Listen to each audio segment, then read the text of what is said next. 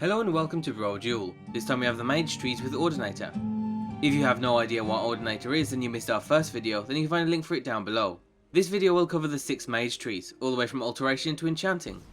Before we get into it, let's cover some of the general changes. In vanilla, the magical perks tend to just revolve around the spells from that tree. So the illusion perks just make the illusion spells work on higher leveled enemies, and the conjuration perks just make your summons last longer or buff your bound weapons. In Ordinator, your perks will generally offer something entirely new, whether it's a new ability or it more dramatically changes the way something works. The amount of magical combinations has also been increased, so whether you're dual wielding spells, playing as a battle mage, wielding a staff, or using a mixture, then the new perks will have you covered. Alteration is probably the most unpredictable of all of the new trees. It lets you use magic in areas you once couldn't. You can make locks easier to pick, manipulate gold for easy money, and generally have more control over your magical abilities.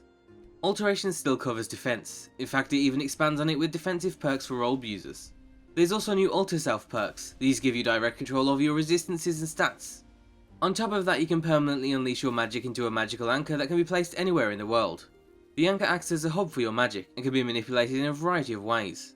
Simply being near it will dramatically enhance your power, but on top of that you can also summon a dimensional door to travel to it from anywhere in the world. Alteration also adds several perks that open up Vancian magic. This is a type of magical playstyle that relies on spell charges rather than a mana pool. Basically, if you go down that path, you'll lose all of your magicka instantly and then receive 100 charges.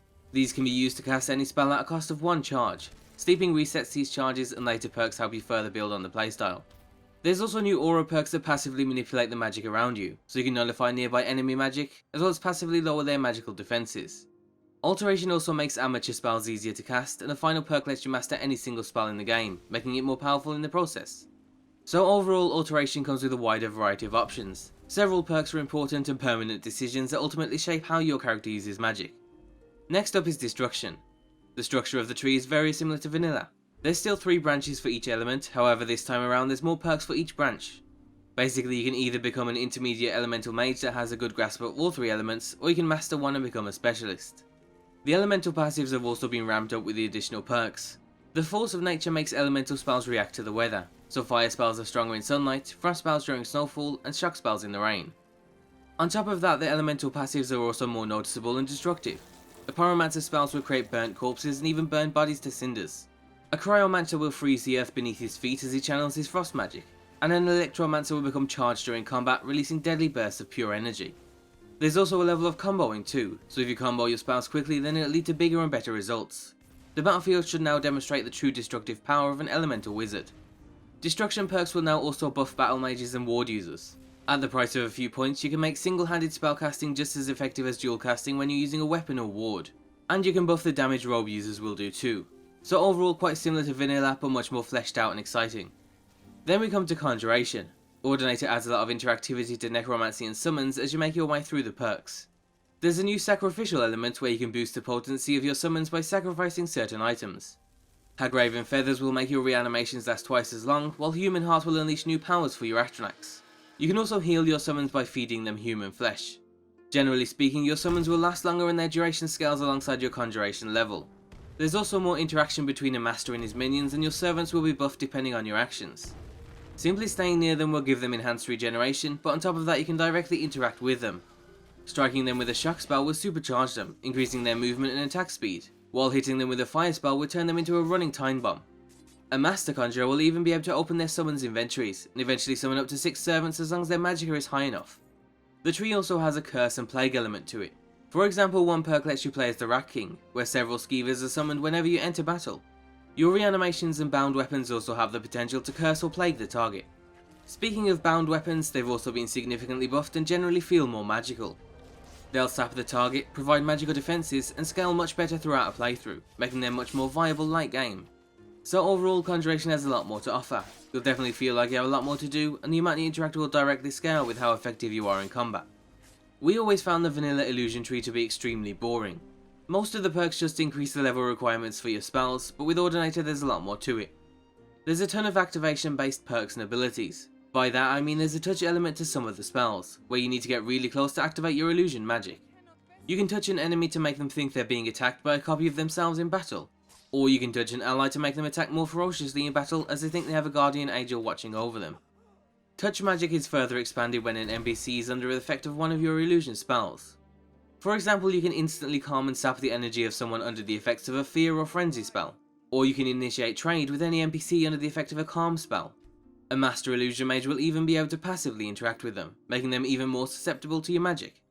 There's also new dream magic that you can use to manipulate sleeping targets. You can steal their dreams to temporarily make you more powerful, or you can project images of yourself into their minds to make them like you. You can even turn anyone into a potential follower, or just instantly kill them in their sleep.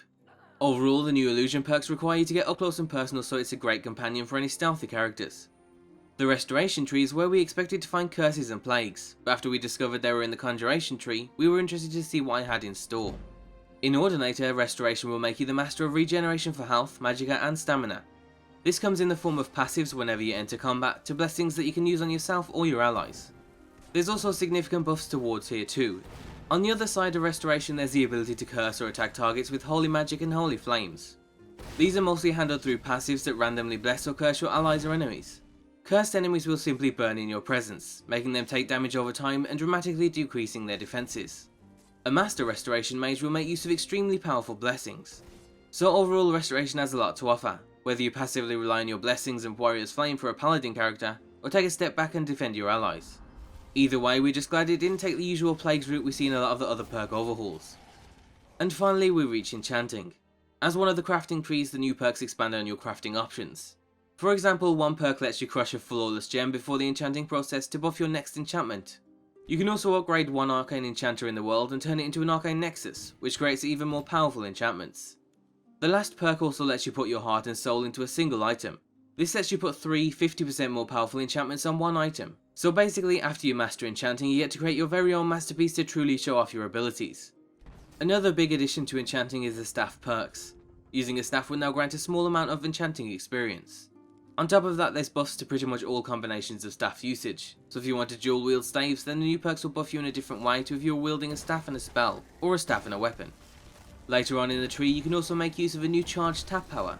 This lets you drain some of your weapon charge to instantly restore your health, magicka and stamina depending on how much you drained. And generally the tree now scales better too, with your enchantment charge and scroll power growing alongside your skill level. Overall, enchanting comes with more unique options for crafting and opens up several viable ways to use the staff in battle. All in all, the new magical trees open up a ton of new playstyles and make underused options much more viable. Some of the perks will dramatically change the way you play the game and will have long lasting effects, so be extra careful before choosing your path. In terms of compatibility with spell mods, you should be fine. Most spell mods will work well alongside the mod, but if you're using the Apocalypse spell package, then you need to install an extra patch. The new perks will also work alongside any new staff mods, road mods, and pretty much anything magical. So if you're interested in playing a mage, you can find everything you need down below. Next up is the warrior trees, and then we wrap the series up with the thief. As always, be sure to leave endorsements on any mod you enjoy. If you're in between playthroughs, then you can check out d2a.com for some cheap games, and thanks for watching.